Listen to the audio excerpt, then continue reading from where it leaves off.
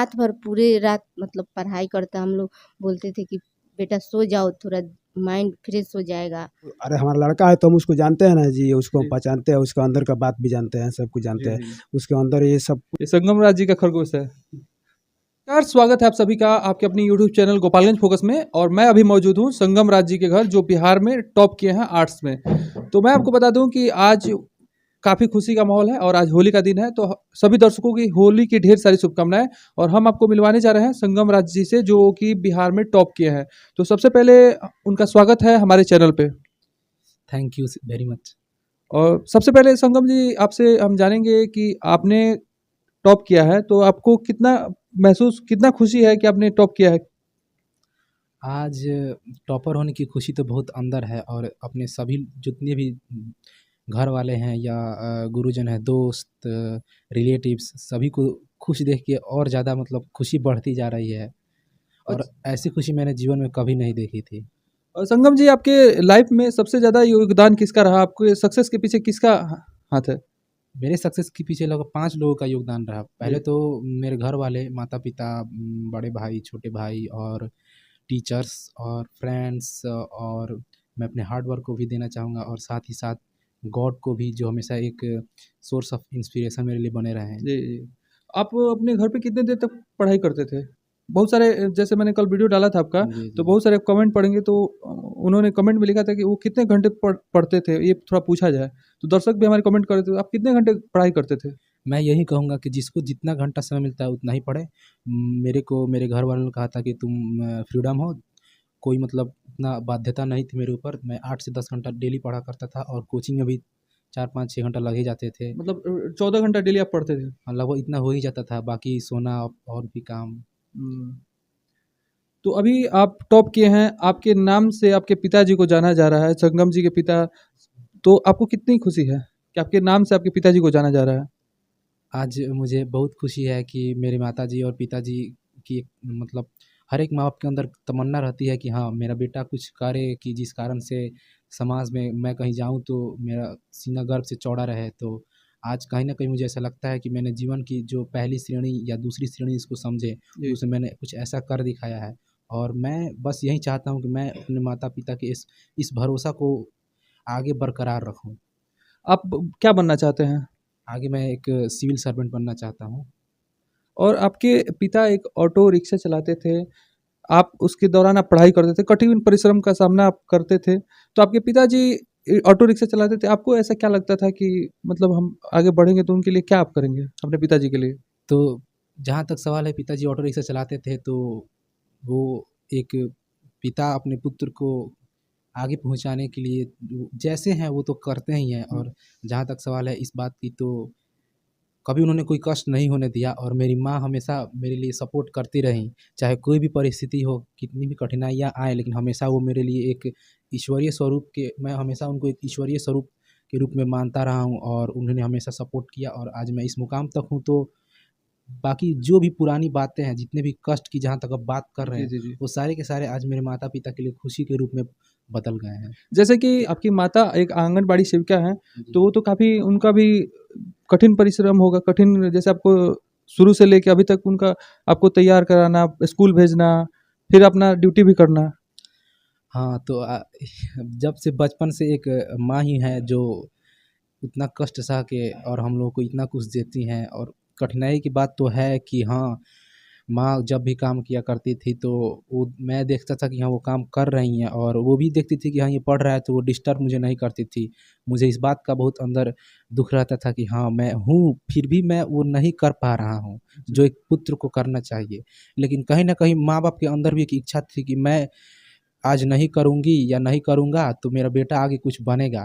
तो आज उन सभी चीज़ों का गम मेरे अंदर से मिट चुका है, और माता-पिता को खुश देख के आज सारे जो भी पहले की जो भी चीज़ें बीती हुई हैं, वो जी, सारा जी। का सारा दुःख मेरे अंदर से मिट गया है, और साथ ही उनके अंदर से भी।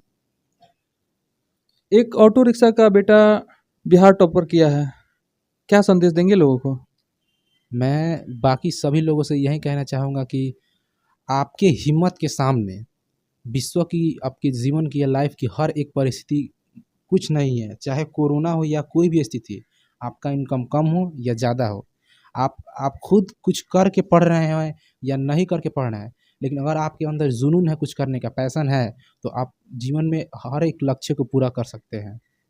आपके जीवन में सबसे ज़्यादा किस शिक्षक का सबसे ज़्यादा योगदान रहा है?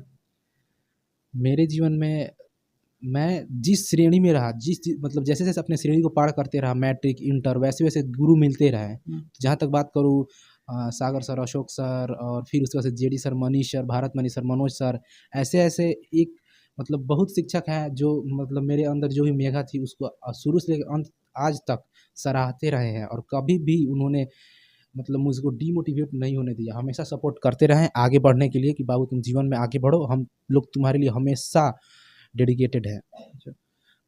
जैसे कि मैं आपसे यही जानना चाहता हूँ कि जब आप एग्ज़ाम दे के आए थे, एग्ज़ाम आपका कंप्लीट हो गया, उसके बाद आप अपना आंसर शीट चेक कर रहे होंगे, तो आपको क्या लगा था कि आप टॉप कर जाएँगे?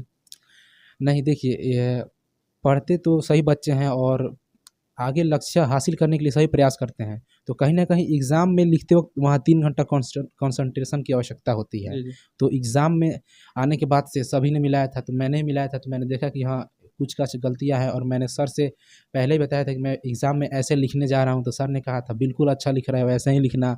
और शायद पहले जो मतलब जो गुरु ने हेल्प किया, कैसे लिखो, वैसे लिखो और एग्ज़ाम में ऐसे लिख के आना, तो मैंने वैसे फॉलो भी किया, उसका जी। प्रैक्टिस किया और आया तो पाया कि हाँ, मैंने अच्छे से एग्ज़ाम दे के आया हूँ, सब चीज़ अच्छे से किया है। गोपालगंज जिला के आप ऐसे पहले टॉपर हैं, गोपालगंज जिला के ऐसे पहले आप टॉपर हैं, जैसे कि मैं जानता हूँ कि इससे पहले कोई टॉप नहीं किया है गोपालगंज जिला से।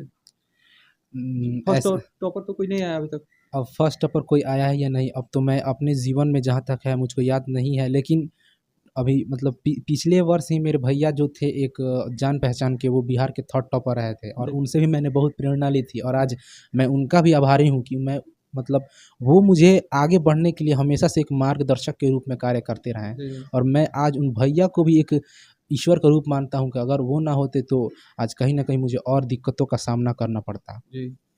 चलिए आपका बहुत-बहुत धन्यवाद अपना कीमती समय देने के लिए। बहुत-बहुत धन्यवाद आपका बाबू। ऐसे ही आगे बढ़ते रहिए। God bless you.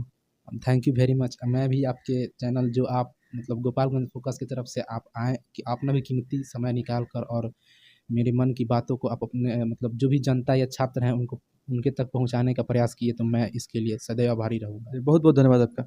चलिए अब संगम राज्य के हम पिताजी से बात करते हैं और संगम राज्य के पिताजी की काफ़ी कठिनाइयों का उन्होंने सामना किया है। तो सबसे पहले हम उनका परिचय जान लेते हैं कि और उनका पहले गोपालगंज फोकस पे स्वागत है और सबसे पहले हम उनका परिचय जान लेते हैं। मेरा नाम जनार्दन शाह है, हजियापुर गोपालगंज बिहार का रहने वाला हूँ। मैं एक ई रिक्शा चलाता हूँ, जी।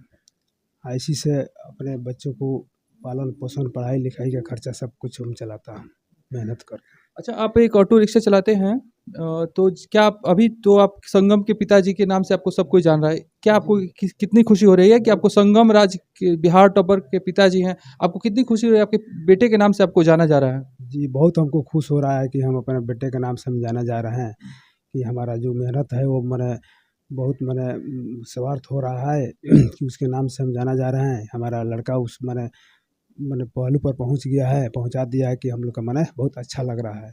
हाँ, यही हम सोचते हैं कि मेरा लड़का और आगे बढ़े। तो आप शुरू से ही ऑटो रिक्शा चलाते हैं क्या? पहले शुरू से नहीं 6 साल से चलाते हैं, उसके पहले लकड़ी का बिज़नेस था, वो फ्लॉप कर गया तो ई रिक्शा ले लिए या जी। चलाकर इसी से अपना भरण पोषण पर सब पढ़ाई लिखाई का हम करते हैं कराते जानना चाहता हूँ जो संगम राज हैं घर पे कितने देर तक पढ़ाई करते थे? हैं।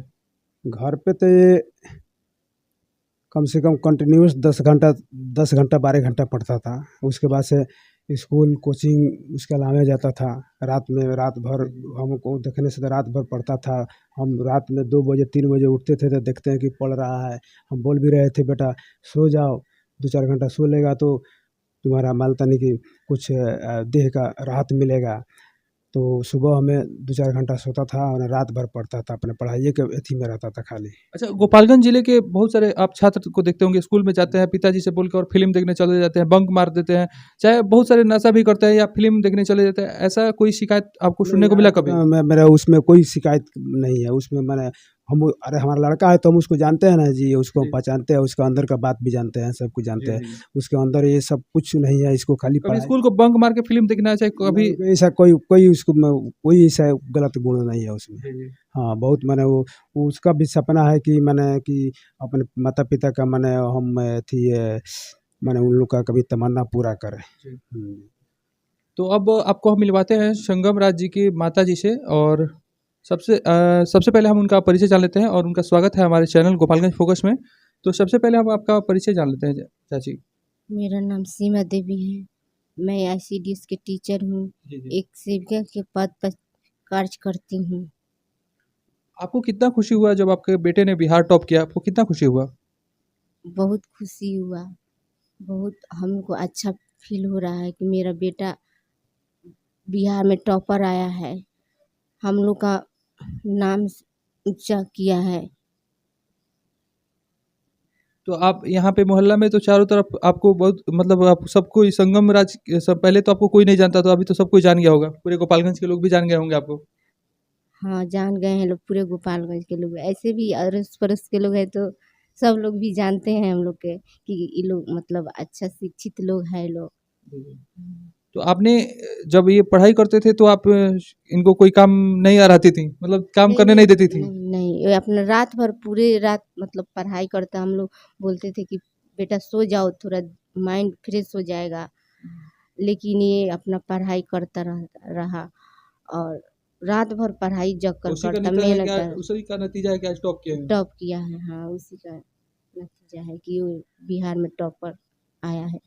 चलिए। और आगे भी हम लोग का मतलब ये है कि वो ऐसे ही मन और दिल लगाकर अपना ऐसे ही मेहनत यूपीएससी कर का कर तैयारी अवसर करें और ऐसे हाँ, ही यूपीएससी निकालें। निकालें। जी।